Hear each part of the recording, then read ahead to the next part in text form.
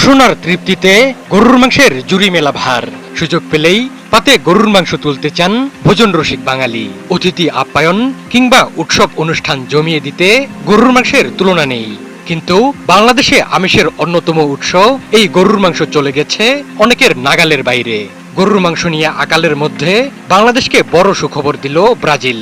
ঢাকায় নিযুক্ত দেশটির রাষ্ট্রদূত পাওলো ফার্নান্দো দিয়াস পেরেজ জানিয়েছেন, বাংলাদেশ চাইলে ব্রাজিল থেকে 120 থেকে 125 টাকায় প্রতি কেজি গরুর মাংস আমদানি করতে পারবে।